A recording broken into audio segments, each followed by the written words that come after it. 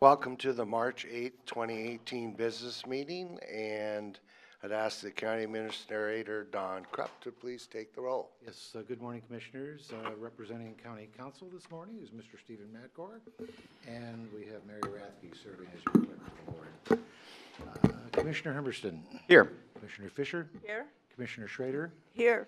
Commissioner Savis. Here. Chair Bernard. Here, please join me in a pledge of allegiance. Pledge allegiance to the flag of the United States of America and to the republic for which it stands, one nation, under God, indivisible, with liberty and justice for all. Well, first up, we have a presentation. We do, and I'd like to introduce Mr. Bill Stewart, who is standing in for District Attorney John Foote. Mr. Stewart is a Deputy District Attorney, and he is here to give a presentation of the annual D. Lewitz Community Commitment Award. So, Mr. Stewart. Thank you, Mr. Chairman, Commissioners. I'm a community prosecutor with the DA's office, and I've been doing that job for about 15 years. And today it's my honor and pleasure to present the D. Lewitz Community Commitment Award to the Overland Park Coalition. And this is the third year we've made this award. In 2015, it went to D. Lewitz, who, by the way, was a longtime member and founder of the Overland Park Coalition. Last year, it went to Evan King, who is a social worker at Rao Middle School, and Evan's actually here. And then today, we're actually presenting this to the group as a whole, as well as recognizing 5 individual members.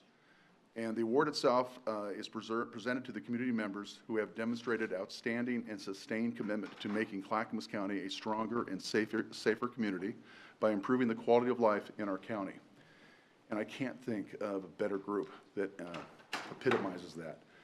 In my role, which by the way is a great job, being a community prosecutor and connecting with the community, I go all over the county, and I've not seen a group that has been so engaged for this extended period of time, for 15 years or more, trying to improve their community. It starts in Overland Park, but their impact goes far beyond that. And just to give you a few examples, they have been doing an annual garbage cleanup where they partnered with code enforcement, I believe, where they bring a dumpster in and people would have an annual sort of bringing out their garbage. That was a very successful project, and when funds kind of went away for that, they transformed into doing these kind of every monthly cleanups of specific areas in their community, and they would engage the community to help do that. They sponsored and organized a National Night Out celebration at Mill Park that started back in 2002, and they do it every year. And I would note that the first year they did it, and it kind of reflected the challenges that Overland Park was facing back then. There were a large number of clients of the criminal justice system who were at the celebration that first year. This event now is transformed into this fantastic community celebration where they have children and families and a lot of folks from the community. And it's just a great event and a great statement about the health of that community at this point. They've developed the initial Johnson Creek cleanup in 2007. And they've since partnered with the Johnson Creek Watershed organization, and it happens every year, every August. They are part of the annual planning event with Johnson Creek that just happened last weekend. Every year they do a 15-home information drop in the Overland Park area where they go door to door to provide information of interest to the community, things like how to prevent identity theft, that type of thing. And they also participate in a monthly meeting with me. We call it the Overland Park Steering Committee, just to kind of touch base and find out what's going on in the community. So if we have issues, we can focus on those. Now, they were a founding partner in our community court program. In fact, it was called the Overland Park Community Court. And so they helped design it, helped run it. Back in about 2009, when we had severe financial difficulties with the criminal justice system, we lost our court clerk, which was a paid position. The Overland Park community stepped in and volunteered to be our court clerk and has done it ever since. They helped our community court survive. When we started an attendance court program and we needed community volunteers to help run that and serve as court clerks there, of course, these folks, and specifically Mary Renfro, stepped in, have done that ever since. So individually, I would like to recognize 5 of their members. And I don't know if you want them to stand up when I recognize them. Would that be appropriate? So Don Rowley. Don, please stand.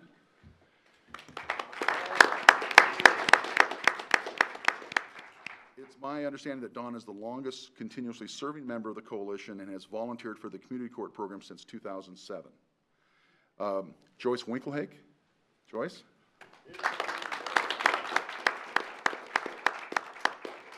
Joyce is a longtime coalition member and a community court volunteer. She's there every week when we hold our community court. Caroline Connor. Caroline? Again, longtime member, community court volunteer, and is almost always at our monthly meetings when we talk about. Since 2005, thank you. Mary Renfro. Mary.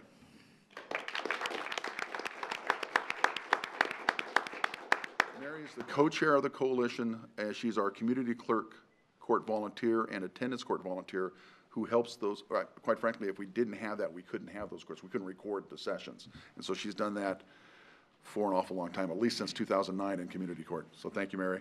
And then Norbert Losky. Norbert.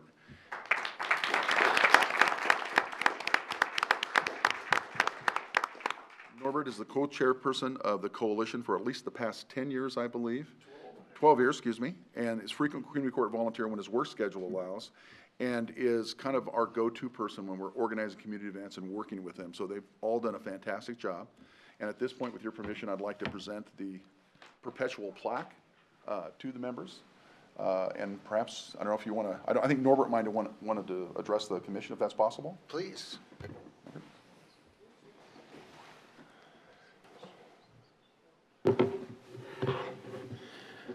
Thank you, Commissioners. It's been a while since I've sat here and addressed you. And thank you. We're in behalf of the coalition and our neighborhood. Thank you for this award. It really does mean a lot. It's a little appreciation every now and then is nice. We started this organization started 17 years ago in response to a drug epidemic in our neighborhood. And once we got that taken care of, we just kept right on improving our neighborhood, and we've not looked back since. So you've got the top 5 in our organization, which is really the core. We do community court every week, which is one of the proudest things we do, and it's through cooperation with the DA's office. Without them, we wouldn't be able to do some of the things that we do, and the county in general. In my 12 years as a leader, I've always been impressed by when we have a problem, the county is always eager to step in and see what they can do to help us. So, and thank the county in general. And there's one person I have to, that's not here today, that I have to recognize, and it's my wife. Without her, our night out event, our creek cleanup event, our yard sales we used to do, none of those events would go nearly as well as they did. So great appreciation for her and many of the other members that help out in little ways. Every little bit helps, and every event has different people helping. So again, thank you very much for the award. Greatly appreciated. Thank you. Well, thank you for your volunteers. Yeah. So we're going to come up and take a picture. Commissioner or Chair, did any of the commissioners wish to address or speak to the group before we do that? Or? After we do the picture, Okay. we will. I assume.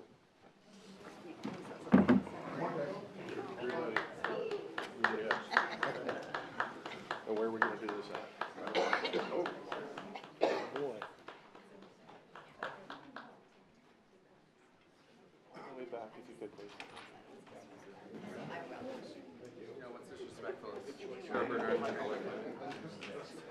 Okay,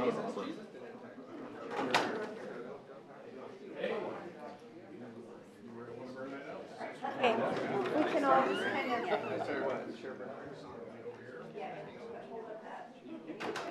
All the way back, please. Can I get you to squish in just a little bit?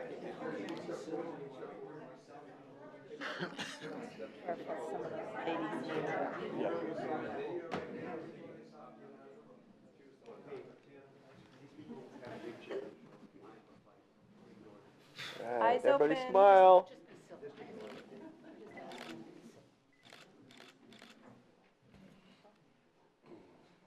We're good. Thank you, everybody.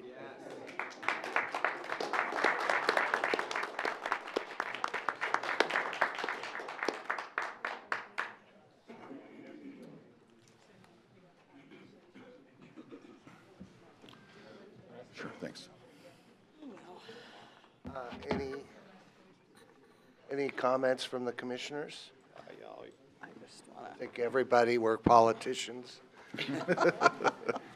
Well, I just want to acknowledge everyone and congratulate everyone for, number one, as I say, just taking the bull by the horns and taking back your community. I was at one of your events here a few years back, your National Night Out events, and quite aware what we've done, you've done collectively with the Assistant DA's assistance on taking those neighborhoods back. We are expanded that to the Neighborhood Livability Project in a sense, and we've actually been doing that. So I want to just let people know that if they're having issues in their neighborhoods to reach out to us. We have the means and assistance to help people, our neighborhoods and communities out to preserve our communities, keep them safe, and keep drugs out and so forth. So I want to, number one, say congratulations. It's a great example. I think it really actually was the genesis of this whole program. So great to see you all here, and I know I've met some of you in the past. So thank you for being here today, and again, congratulations. Great. Any other comments? I've got, Okay. Oh, Ken. Just briefly, that if it wasn't, I think, for community volunteers, I don't know how we would do our jobs. It takes county resources and it spreads them so much further and gets so much more things done in our communities. So I really appreciate the work that all volunteers do, and thank you very much for bringing this group to our attention. Thank you. Martha. I remember being out there for the original night out, actually many years ago, and they were so much fun. You had games, you had people. I remember you had the sheriff's office with the mounted patrol out there. And we are now looking at Overland Park. There's a lot of conversation, not just in our county, but across the state and across the nation, is how we revitalize neighborhoods without gentrification. And we were able to do that with you folks, not only with the community night out, but because we had an urban renewal district that made sure that you had better roads, that made sure that you had sewer systems connected. And so not only with the neighborhood involvement and the people involvement, you are also now becoming a statewide and national model about how to revitalize neighborhoods by keeping people in place. And that's huge, because I think we're one of the counties that did that first. And I think it's a model that we can take and move everywhere. And I think we ought to apply for a national award when the time comes, the National Association for Counties. So there we go. So you're it. And then you'll get to travel out and talk about it, which will be really great. So thank you so much. I'm glad I got to see it all from the start. Okay. Great. Thank you very much. Appreciate it. All right. Well, the next item on the agenda is citizen communication. We'll let you guys, if you want to go ahead and leave, we'll let you go.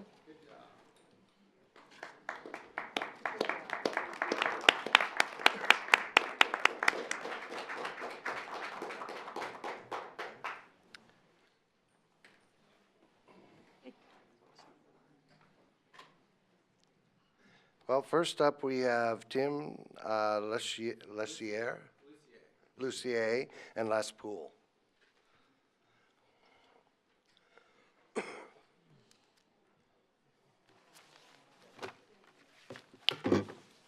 Me to go first? Go ahead.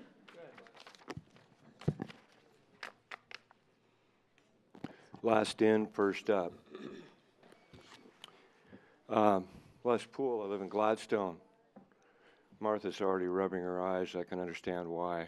No, I just got in late. No, honestly, because I just came back from the National Associations of Counties, and I got in at about 11 a.m. last night. I can imagine. So has yeah. nothing to do with that. 11 p.m. You'll never hear me say that whatever, the I commissioners just don't got work in. hard.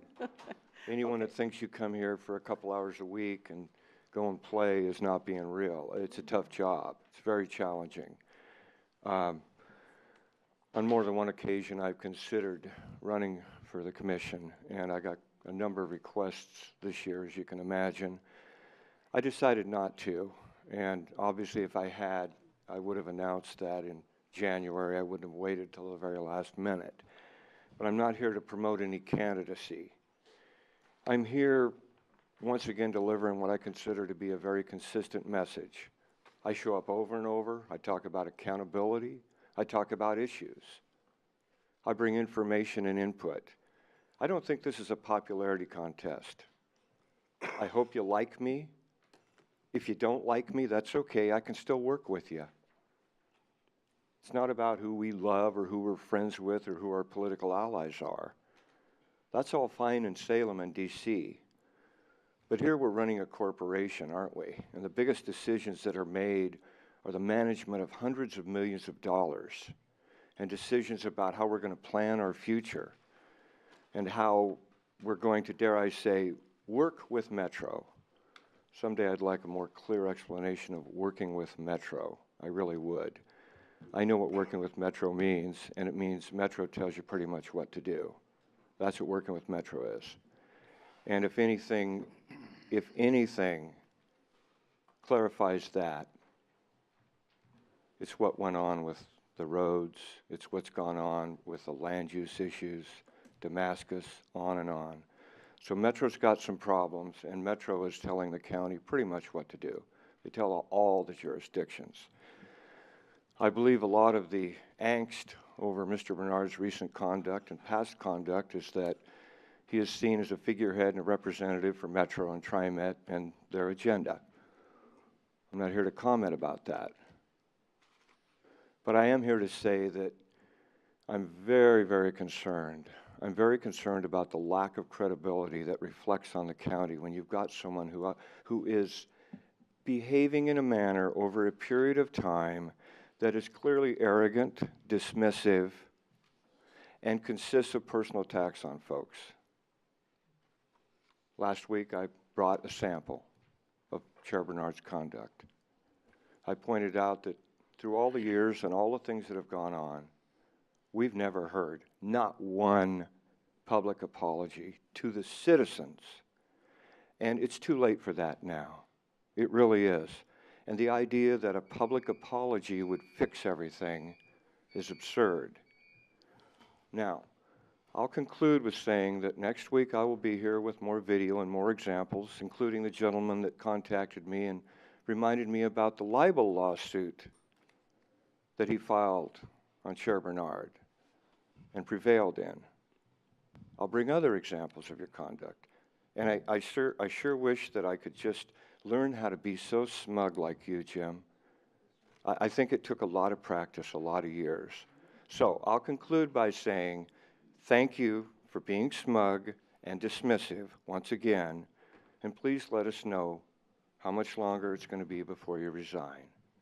It really is time, Jim. Yes. When will you resign?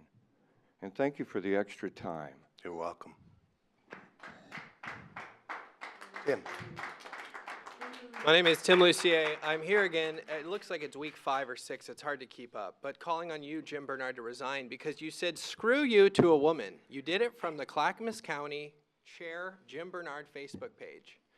You said you were stressed in another Facebook post and that you had family health issues. I'm sorry. I'm sorry that you had family health issues. I remember seeing Representative Julie Parrish, who you attacked by saying screw you, who you said cut you from the legislature and to collect coupons to pay for your health care tax increases, Jim Bernard. It was wrong you said that. And you can apologize all you want. Week 5, week 6, there's other people that are alleging new or old complaints against you for your harassment. But when you said screw you to a woman, when you said cut you from the legislature, that was committing partisanship, which you signed 2017-93, which said you wouldn't do it. Last week when I testified, you said, oh, I'll re-sign 2017-93. Well, it's too late. You already violated it. You're a proud Democrat, which is great, Jim Bernard. But that's a problem because you signed 2017-93, which said you wouldn't engage in partisanship. And now you have people here, women here, who are testifying now, defending you finally because you contribute $5,000 towards a women's project. That's great, Jim. But you committed harassment by the county's definition. I asked the HR office if you committed harassment, if they would define harassment. They did. And yet you are the only one on this stage that apparently doesn't think you're an employee. You're above the law. You're above anything, Jim Bernard. A councilman in Westland was accused by a young woman named Emily Smith, who I know, of harassment. The Westland attorney said, well, they're not a city councilman, they're not an employee technically, but we'll see what we can do. Today, again, we asked for an investigation. You used a page that said Clackamas County Chair to do that, and then you deleted it. Your OrStar has some issues, I know that. Your website, which you also deleted, like you deleted your Facebook, is registered to a Wilsonville address. I thought you're from Milwaukee. I guess you moved to Villebois or something at some point. So your ICANN, which is international registration, is wrongly registered in Wilsonville. You deleted that page to hide more evidence. Your Twitter recently says something about Hillary's emails and how Republicans are out to get Hillary. You know, you have this amazing history of being partisan, Jim, and yet it was this last year you signed the 2017-93. Wasn't the Trump election in 2016. It wasn't last year in 2017. And these women that you have here now defending you can say, oh, well, it's much worse what Trump says. Jim Bernard, it's wrong what you said. It's unbecoming. Attorney General Jeff Sessions yesterday sued the California state because they're a sanctuary state. Clackamas County is a sanctuary county, according to Craig Roberts. If you're not, you can tell me, Sonia, Ken, Jim, Paul, Martha, you can tell me if you're not a sanctuary county. But according to Craig Roberts, we are. So you're ineffective, you're in violation of federal law as a sanctuary county, and your time's up. So are you going to resign today, Jim Bernard, for attacking a woman, telling her to clip coupons? You going to resign today? Thank you for your For comments. harassment? Not going to answer that question? All right. Of course he's not. Tracy Hensley and Kathy Gordon.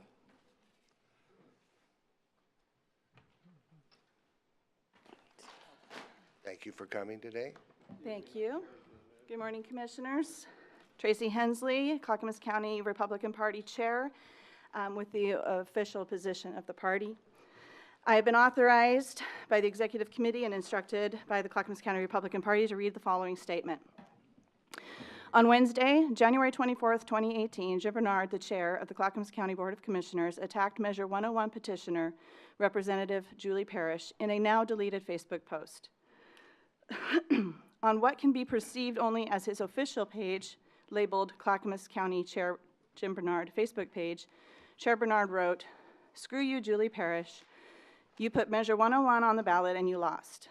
The same old argument that we had enough money if we cut budgets. Cut you from the legislature, collect all the coupons to feed your family and pay your health care." The following day, Chair Bernard continued to criticize Representative Parrish in what he called an apology. "Julie, I want to personally apologize for my Facebook post. It was inappropriate and, considering my stature as a leader, just plain wrong. You certainly have the right to oppose legislation and put it to the voters. My issue is the cost to the taxpayers and wasted money on both sides of the campaign. All that money could have been used better to reduce poverty, feed the hungry, and provide housing. Again, I apologize for my comments and thank you for your public service. This is not the type of conduct we expect from our elected officials, nor is it the type of conduct that the Board of County Commissioners agreed to when they signed a resolution that was adopted and signed by Chair Bernard on August 3rd, 2017, a resolution reaffirming Clackamas County as nonpartisan.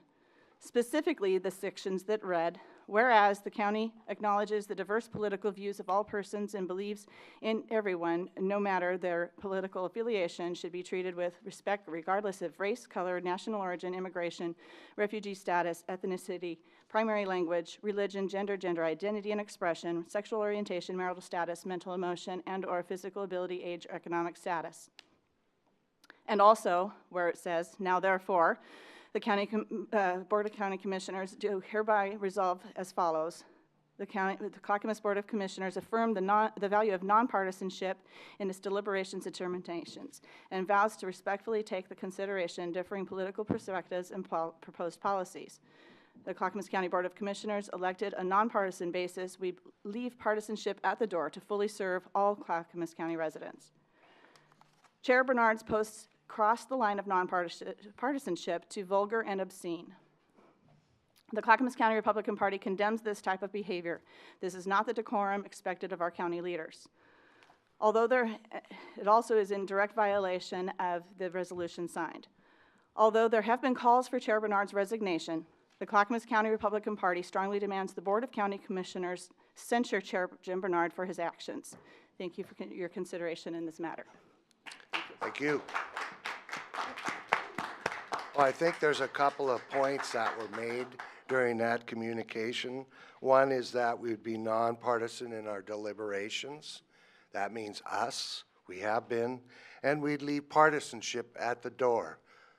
The door, that Facebook page, just like the one Tootie Smith opened up just last week that said Clackamas County Commissioner Tootie Smith.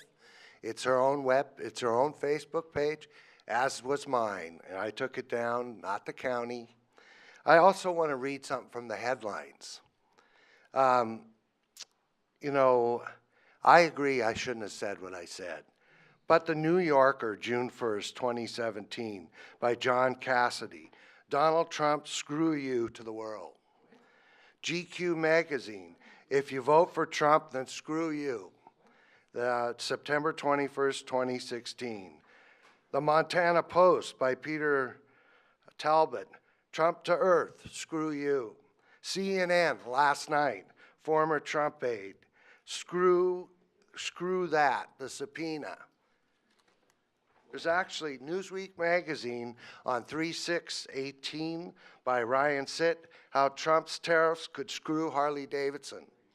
Glamour magazine, this is a series of videos, screw you cancer.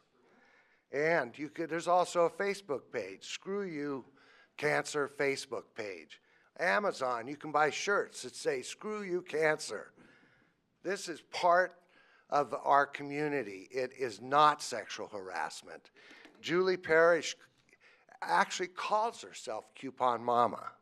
I heard that on NPR, and that's why I brought that up. But with that, Kathy. Go ahead. Oh, sorry, I'm sorry. Chair, Excuse me, Paul. I had my light on. Sorry. I remember a few years ago at a public meeting, one of the commissioners was making a presentation, and she was standing up in front of a room, about 50 people, and the audience was, I thought, a little bit abusive. And at that time, I was running against this particular commissioner for the chair race in 2012. And I thought that the comments were out of order. And I went up in front of the room and I asked everyone to calm down. And I didn't think it was fair to number one, behave that way. And if I was to witness any current behavior here at the dais that was similar to that, or language that was used in the Facebook post, and witness that here, I certainly would not condone it. I would certainly speak up. And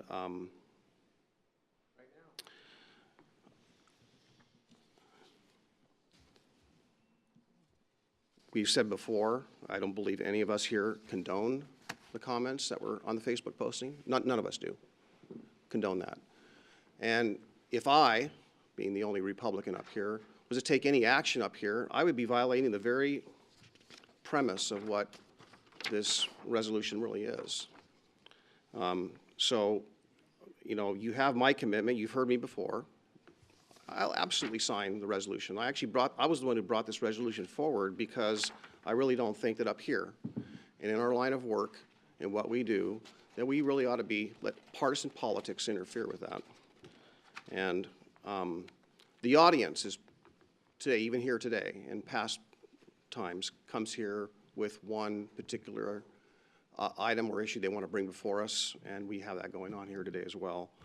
So all I want to say is that I will speak up. I have in the past, regardless of party affiliation, because the person I was running against was not even when I helped that person defend, it was a person of the opposite party. Not because they were of the opposite party, not because she was a female. I just thought that the treatment was unfair.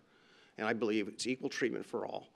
And I, again, I do not condone what was posted, and I will not be party and sit in a room and allow that to happen again without speaking up. That's the best I can do. I can't control someone else's behavior.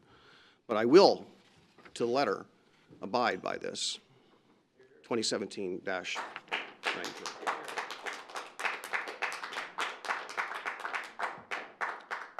Sonia. So I just couldn't sit here and not comment. Although the language may be part of our culture that was quoted on the page, and you obviously quoted many instances where it is throughout our American culture. I just think of my mother's comments to me back as I was growing up, is that two wrongs don't make a right. And I appreciated what we, and the public doesn't hear what we talk about when we have our one-on-one conversations, Chair Bernard, but what I appreciated is after I read that post, I felt a pain in my stomach from the comment. It was like a punch in the gut, and I shared that with you, and in somewhat a broken voice, you apologized for the comments, and you apologized to me for what we were going through as a commission because of those comments. So I cannot be up here on this dais and in any way, shape, or form let you quote those quotes and let it be thought that we accept that this kind of language is an acceptable way for our elected officials to act. So I accept the apology that you gave me personally. I know that it's affected you, and I just want us to move forward. We have a lot to do in Clackamas County. We do. Thank you, Kathy. Okay. Thank you, Commissioners. Good morning, by the way. My name is Kathy Gordon, and I do live in Lake Oswego. You know, I've attended these meetings previously in years gone by, and what I found was there were a lot of things that were brought up that, in my mind, resolutions in particular, that were a waste of money and a waste of time. And one that comes to mind is the one on guns, when one of the commissioners was trying to get a resolution passed that you know, was really, you know, we already have the Second Amendment. We have our Constitution, which tells us that, you know, we have guns. And so I guess there was so much haggling going on, and I just felt at the time that it was really a waste of your time and a waste of everyone here's time. But what I have found with this commission is first of all, I want to thank you for all your hard work. And listening to you last week, I was so impressed by the fact that each of you have so much work on your plates, and you take it so seriously. And I'm just very, very proud of the fact that you get along so well, and that you really do help each other. And I think that's very obvious. And the issues that you work on, to me, are so diverse, and I really don't know how you can all keep up with it, just, you know, and people coming in all the time. And so because of that fact, I just want to say that I really respect you, and I think that leadership starts at the top, right? And so I really, you know, I like Jim Bernard. Please don't make comments back here. It just drives me crazy. But I like Jim Bernard. I think his heart is in the right place, and I do believe that because of the example that he sets for the commission is why you are so successful. That's what I have to say today. So thank you. Thank you.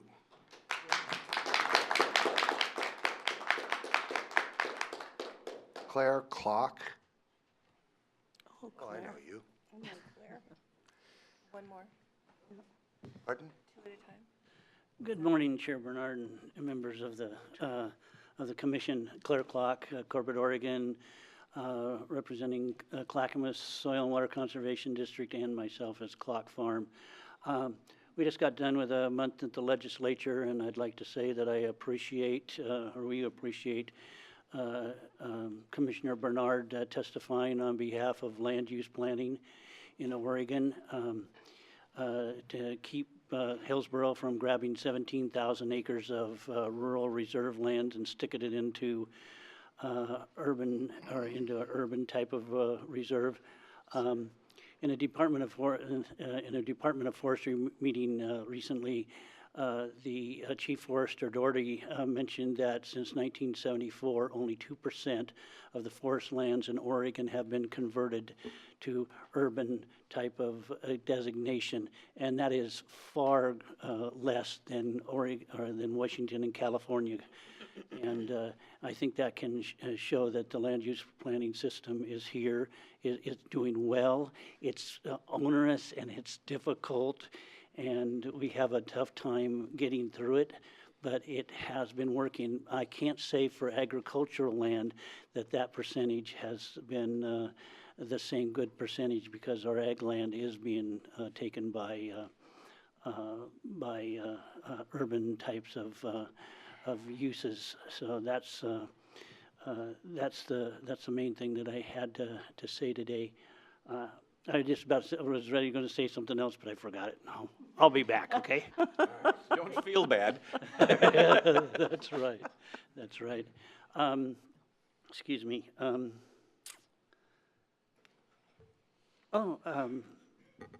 guess that'll do it. I'll think of it later and come back. Thank you. We'll be here. Thank Claire? you. Sonia. Yeah, I just want to thank you for reaching out during the session and during this last legislative session and alerting me to what you were concerned about. It was on our agenda, but I was just so pleased that you did that. And I want to make a statement to everyone is when things are moving so fast and there are things at the legislature that matter, reach out to us, because we are in constant contact with our legislative delegation, and we have a wonderful lobbying team, and we are working really hard to protect our quality of life here in Clackamas County. And it makes a difference, you making those phone calls. So You just jarred my mind. Okay, it's concerning forestry itself. There's a move by industrial forest landowners, that large owners, and there's new owners coming into the state, and they're basically taking forest land, dividing it up into large, or in what we call large housing type of tracts, 300 acres, 400 acres instead of that.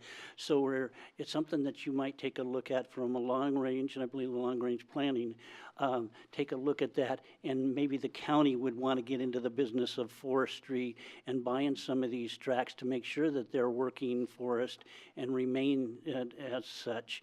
Because when you take a 300-acre chunk or a 120-acre chunk, stick a house on it, and then it ceases to be a commercial forest, and that really deals with the economics of our county. So that's the other We thing. actually did something similar to that just last week, I think.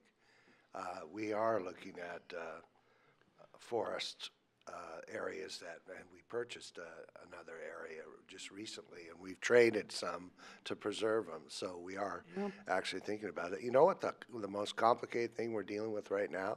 Solar farms. Yeah. I would agree, thank you. That's one of the other land uses that I think is a real a threat to farmland, especially prime farmland too. There's conflicted areas where you can build solar farms. There's conflicted area for industrial. We have the area, and I can say that because I did the map for the metro area and a map of the Willamette Valley, so I know where those areas are. Yeah, well, thank you. yeah, thank you, Claire. All right, next is the consent agenda. I'd ask the clerk to read the consent agenda by title only. Okay, today's consent agenda. Under Health, Housing, and Human Services, approval of a Tri-County Metropolitan Transportation District of Oregon, TriMet, subrecipient agreement for the Mount Hood Express bus service and matching funds for the Title, is that 19 Medicaid non-medical waiver transportation. Department of Transportation and Development, approval of amendment number 3 to the contract with OBEC Consulting Engineer, Inc. for consulting engineer services for replacement of the Salmon River Elk Park Road Bridge. Under this should be elected officials, approval of previous business meeting minutes. And Business and Community Services, approval of a memorandum of understanding between Clackamas County and the Boring Damascus Grange 260 for the construction of a shelter at Boring Station Trailhead Park. And that concludes today's consent agenda. Do any commissioners want to remove or pull an item from the consent agenda? Seeing none, I'll entertain a motion. I move to approve the consent agenda, Mr. Chairman. Second. We moved and seconded to approve the consent agenda. Any further discussion? Hearing none, all those in favor say aye. Aye. Aye. Opposed? Motion carries unanimously. Next item is county administrator updates. Yes, thank you, Mr. Chair. I've got a couple of items to share with you. One, I wanted to relay that last week we reached an agreement with our AFSCME DTD union in the creation of a new job classification series. This involves employees within the Transportation Maintenance Division of the department, and they've long used what's known as skill-based pay, a plan for determining salary. There are a number of difficulties with this plan, and we had heard some time ago from employees about those difficulties. You know, it's complicated, it requires a lot of administration, and many employees were not satisfied with the system because it meant there was a lack of available training opportunities and that kept salaries stagnant. So we've been working on this actually for quite some time. We've created a new series called the Transportation Maintenance Specialist, and it solves these problems. It will then allow us, with the ongoing growth in our roads responsibilities and the work associated with that, it means we'll be able to be more competitive in hiring new road workers over the next several years to do that critical work. I wanted to take a moment just to thank everyone in transportation and development, as well as in human resources and the union, for the work they put into this. And I personally wanted to give a shout out to Randy Harmon for his efforts in championing this and making sure we were able to address all of the concerns in the workplace group to make this happen. So. And then the other item I wanted to share with you was that our Water Environment Services Department has surpassed 3 million kilowatt hours that have been saved at the Tri-City Water Resource Recovery Facility. This is part of our Energy Trust of Oregon program, and this translates into a savings of about $153,000, which are cost savings which will benefit our customers as well as benefit the environment. Energy Trust program, it helps agencies train our employees to identify energy saving opportunities, and this past period, the year, we've identified some 104 opportunities at Tri-City, and we're expanding our practices to more facilities. Just wanted to say keep it up, Wes, for the good work on all of that, saving money and saving energy. So, good. Great, thank you. Ken? Thank you, Mr. Chairman. First, I would like to address an issue that was raised by Les a few minutes ago. I'd like to make a point here that I am here to serve the Clackamas County citizens exclusively. However, I also recognize that in order to do that, we have to have cooperative working relationships with Metro, the other counties, and our cities. And failure to do that leads to stalemates, and it stops the progress that this county needs to make. Accordingly, I campaigned on that issue, and as a result of doing so, created a moment, I believe, including with Commissioner Bernard, that suggested to Metro that they could reach out to us and resolve a problem at Stafford. They asked us to put together a memorandum of agreement so we could resolve a problem that had been long-standing in Stafford, and was very critical to not only the community of Stafford, but also the cities that surround Stafford. As a result of working out a cooperative instead of a combative working relationship, we have a 5-party agreement signed that benefits that community, and it was signed by 31 independently elected commissioners of one kind or another. That is what happens when you work together. We are not toadies for Metro, but we do recognize that Metro has a charter of responsibility that was voted on by the public probably 30 years ago or more, and for good reason, because we'd look like Los Angeles if we didn't have that in place. That said, I'm here again, as I said, to work on behalf of the citizens of Clackamas County. So I want to spend my time working on things like cross-laminated timber and the jobs that it'll produce, an ISP in Clackamas County that will provide high-speed internet service to every business and home in Clackamas County, expanding the business possibilities taking people off the roads because they can work at home, and the opportunity for people to start new businesses in their community.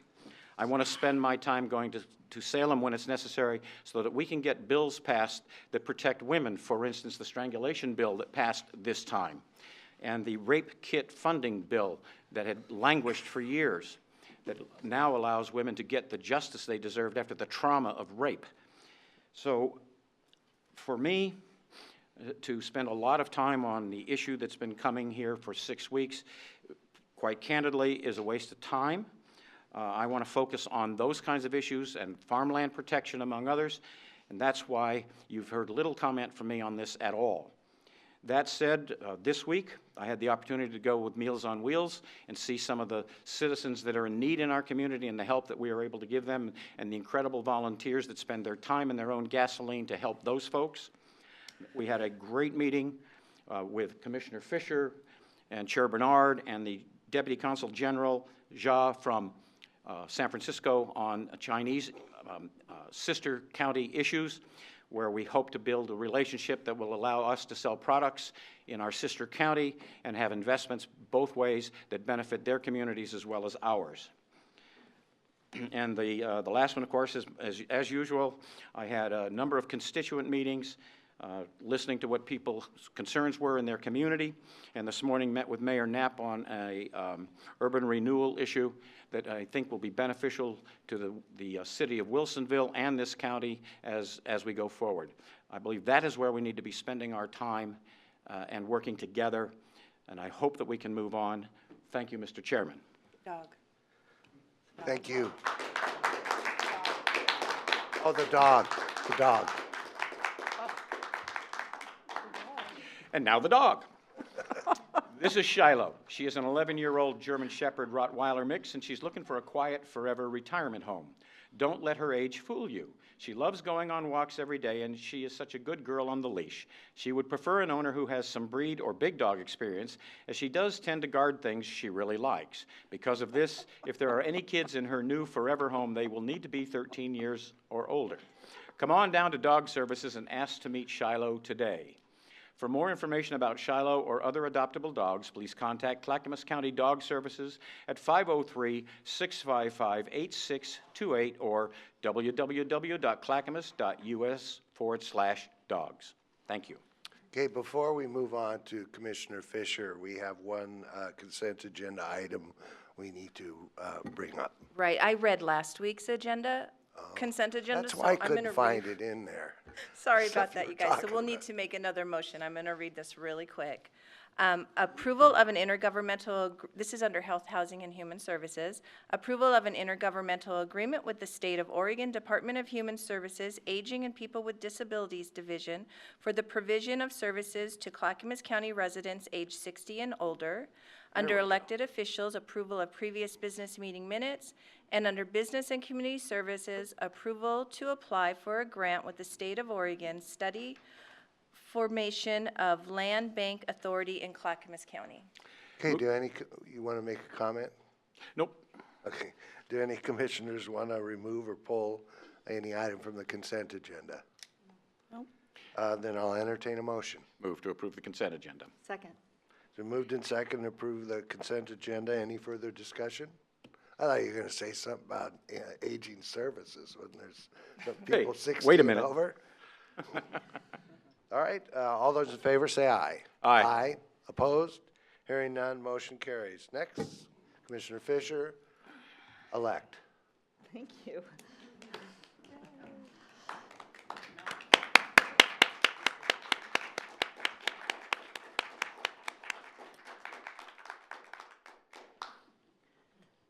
I'm feeling a lot of gratitude the last couple days. As many of you know, the filing deadline for this county commission seat number 5 was 5 p.m. on Tuesday.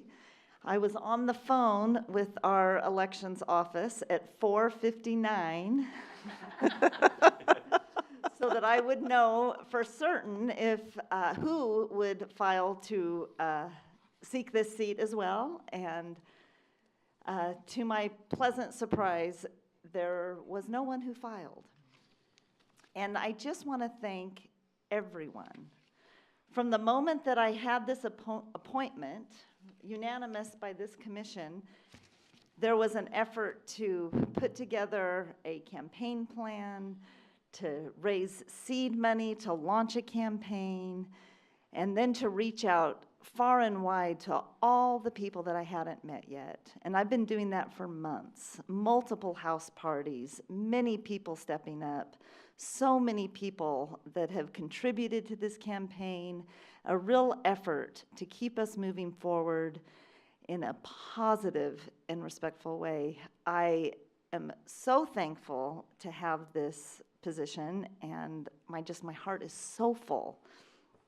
So, on to the things we need to do. I think one of my greatest pleasures in being Clackamas County Commissioner, and it stems from really being a mom of a child with a disability, where I've seen so many populations that haven't had a voice throughout my life of advocacy. My greatest pleasure is hearing the stories and concerns across this amazingly diverse and wonderful county. I was just at the Springwater Grange breakfast hearing all the issues about transportation and roads and being able to, internet is an issue that is a concern in our rural communities. There's so many things that we are dealing with. Big picture-wise, we have a lot of work to do. We need to look at our quality of life as it relates to housing affordability connected with jobs and connected to transportation. We have the team right here with all the diverse expertise that we have to tackle these problems, and I am looking forward to the next 4 years of working with this team and with our broad stakeholders across Clackamas County. And I am running unopposed, but I am still running, and I am still connecting with everyone. As being an appointed commissioner, I haven't had the privilege, as Commissioner Humberston had in his 18 months of campaigning on the campaign trail, to do all of that hard work that he did to get here. I had much less time to accomplish this seat, so I welcome you. Reach out to me. We'll meet with citizen groups, with community groups. I'm out there. I'm take this privilege very seriously of connecting with all of you. So with that, I say thank you.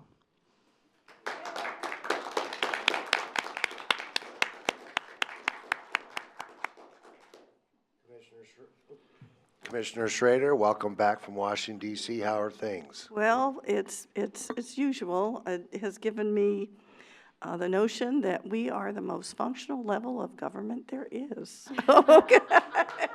Just saying. We have our differences, but we get things done. And yeah, I had the opportunity to go to the National Association of Counties meeting, and one of the reasons I go is that I am an officer in the Community and Economic and Workforce Development Group.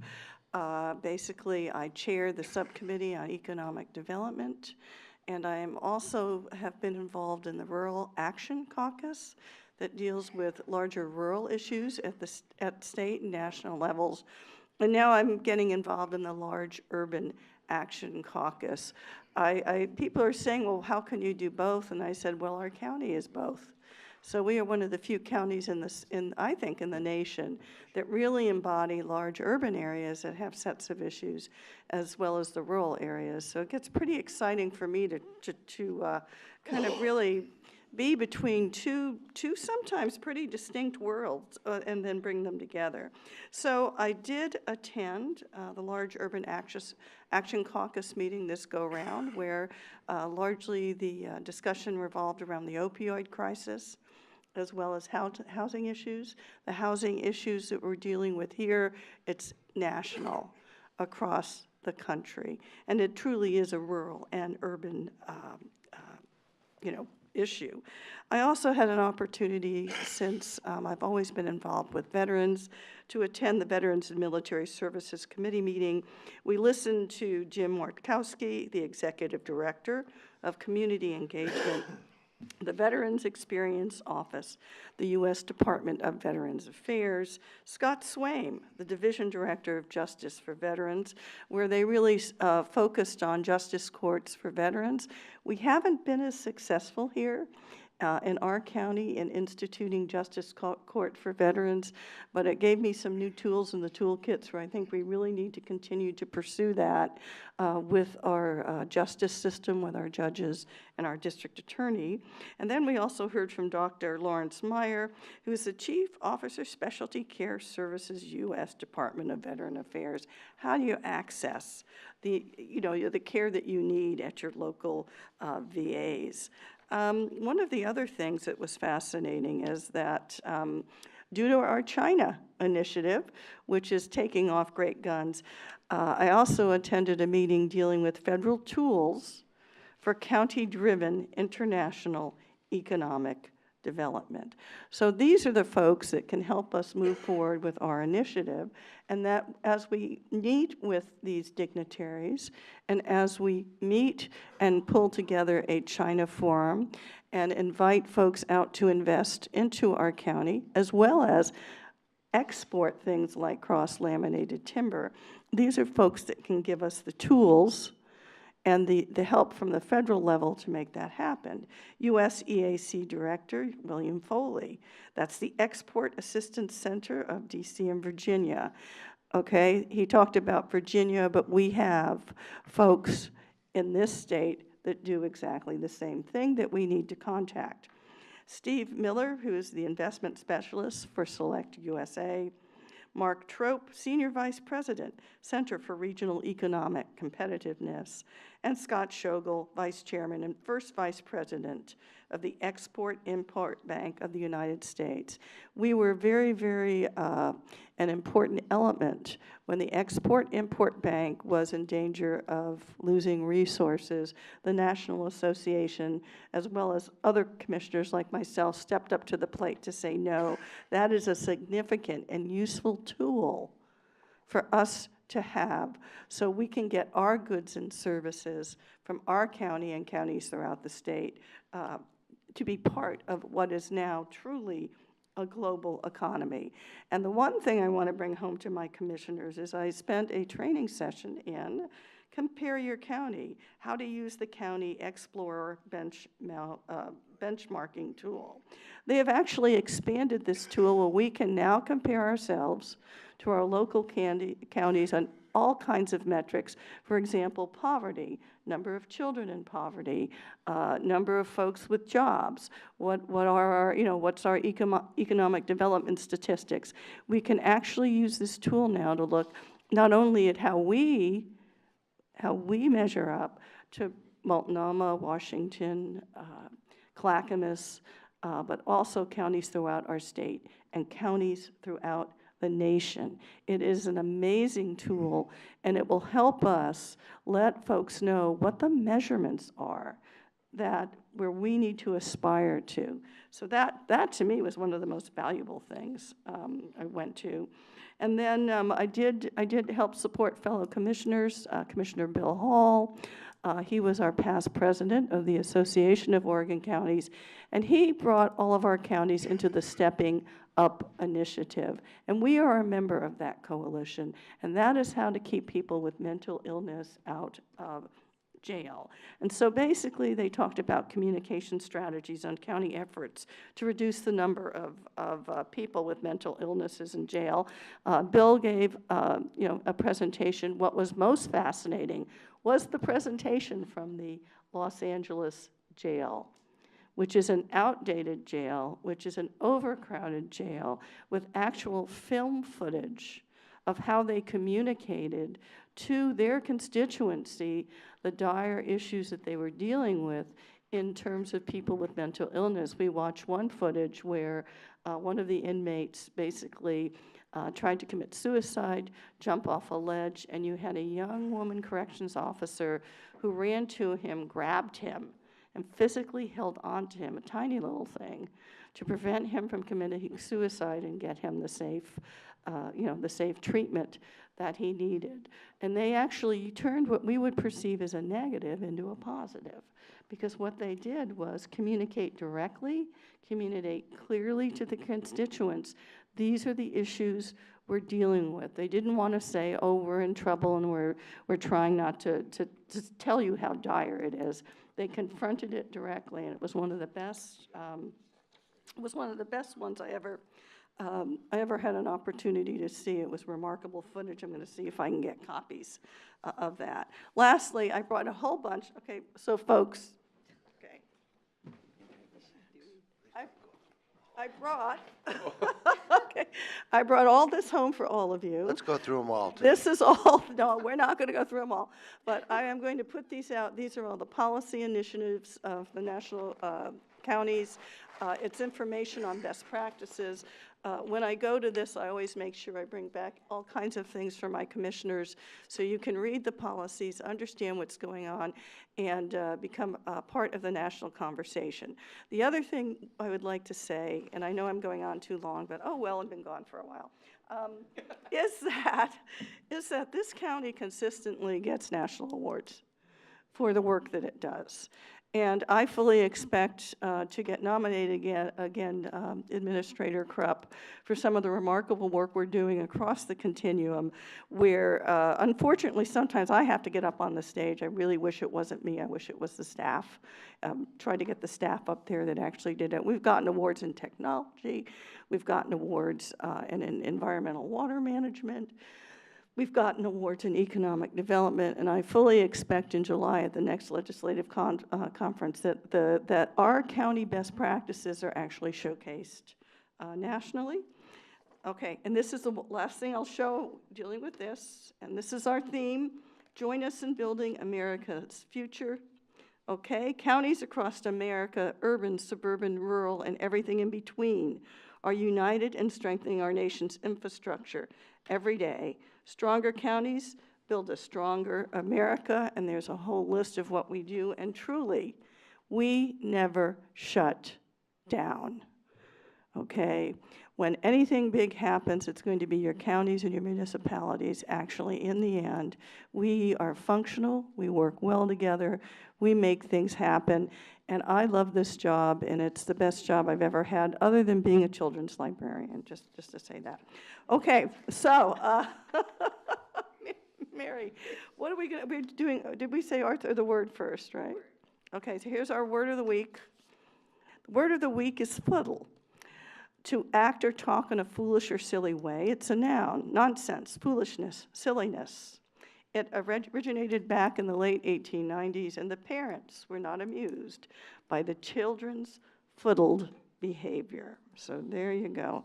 Arts and culture, and then I'm going to be quiet. Arts and culture in the county? Okay. Coming up? Okay, Milwaukee Poetry Series Poetry Discussion with Bill Siverly. He will lead a discussion for participants not just about poetry, but about cultures and politics of many countries that we would not have otherwise have been encountered. An afternoon of full engagement with the world through poetry, Leading Library Pond House, Milwaukee, March 10th, 2 to 4 p.m. Then the Winter Blues Music Festival, 6 bands on 2 stages, a huge dance floor, and a special performance with the Youth Music Project. Timothy James and the Portland Blues Revival, Johnny Wheels and the Swamp Donkeys, wow. Suburban Slim, Thunder Brothers, and Chris Delane and the Hurt, Saturday, March 10th, and that is at our very own Elks Lodge in Milwaukee. And for any other information about arts in the county, clackamasartsalliance.org. Okay, thanks, Jim. Thanks. Next up is somebody I'm going to call Get Her Done Paul. And next week we'll be highlighting some efforts he made that I think we should all be very proud of. And I expect a lot of big clapping for you next week, because you deserve what you did last weekend. So next week we'll highlight what you did. Paul. Yeah. Well, I didn't do it alone. It's all about teamwork. And speaking of team, you know, it's very clear that we all have our interests and our strengths up here, and we all have our assignments. And my assignment that I've been spending a tremendous amount of time on lately has been the transportation, as I've been reporting, and to Commissioner Humberston's comments earlier about cooperation with our regional partners. I would say that, and Chair Bernard was there Friday morning. You know, as it ended, I was feeling bad for someone in the room that got kind of targeted there. But I think, you know, it's a two-way street, unfortunately. I think that we've really made a lot of overtures to mend that. But, you know, I think that there needs to be some reciprocation of that effort in a way that is equitable to all of the citizens and the areas regionally, whatnot. And I did speak to President Hughes yesterday about this, personally, what took place on Friday, but it is a two-way street. So I'll have more to report on that on Monday. As we're all in the trenches, I want to just convey that, you know, my assignment, when we talk about assignments, has been typically on the infrastructure side, making sure we have what I call the building blocks of growing our economy. That's, you know, roads, water, sewer, and all that stuff. And I put in a tremendous amount of time, that effort, and sometimes able to help other communities as well, like I did on Saturday. But all to say that we all have our different strengths and in our focuses, and we apply our time differently. But someone approached me, I was in Friday, someone approached me about, you know, well, why'd you go from 3 commissioners to 5? And I started thinking about that. You know, as much work as I'm putting in, I don't think that 3 commissioners could do what we currently do with 5. And I remember. yeah. It was, I mean, now it's just a matter of doing the work. And, you know, now our population has grown to about 406, I think, thousand or 408,000 people is where our population has grown. That's about a 60,000 increase since I think I took office in 2011. But all to say that we really need all the facilities to serve that growing population. There's another 500,000 minimum that are projected to be here in the next 15 years, and we need to make sure that we grow along with that and grow equally. I mean, or have the equity. We just can't go to the regional table, smile, be kind, and get rolled at the same time. And I think that if you look at what we've got or what we haven't got, I don't think we really we're not being regional in how we focus our investments. And I think that's where we need to somehow come up with a strategy. And when we do that a little bit on Tuesday and maybe touch it on our retreat, how do we get the equity on behalf of our citizens so that 60% or 70% of our people, 68%, depending on what numbers you look at, leave here every day to go to work, where maybe the job should be here. And the transportation linkages that hook them up should be better so that they have as much access. So as we talk about the continuation of the tolling and how if you're north of the Columbia River and those constituents talking about how tolling impacts them, and just south of the Columbia River and north of Clackamas County, you know, their transportation needs are different. And then you get south of that into Clackamas County, our needs are different. And then you get west of 205 into Washington County, how their needs are different. So I think if the region treated us and all of us and recognized all those things and all those differences and somehow made those investments and adjustments accordingly, I think we'd all be better off, because people can't forget that Clark County is a member of our metro region, and they sit at the metro table as well. So, so we have Clark to the north and Clackamas to the south. And, you know, I think we need to be considerate. The rest of the region need to be considerate and recognize that. That's all I have for today. Great, thank you. One of the reasons veteran court, I've been pushing for that for a long time, is lack of courtroom space and judges. So if we could get a new courthouse, we could probably start doing that again. One thing that Commissioner Humbertson commented about was relationships with Metro. You know, last year, the year before last, we got no grant money out of Metro. This year, we got hundreds of thousands. Part of that's, we're looking at Park Avenue and McLaughlin Boulevard. Stafford has some money available. We didn't get that in the past, and it's really all about building relationships. You know, I read those newspaper headlines, not to justify that they are things that, you know, I don't compare myself to President Trump. I could. I don't want to be compared to anybody. I don't justify using those words, the words I used in that article, but it is a much more common word than frankly it should be. But, you know, it was mentioned that I apologized, but my apology was actually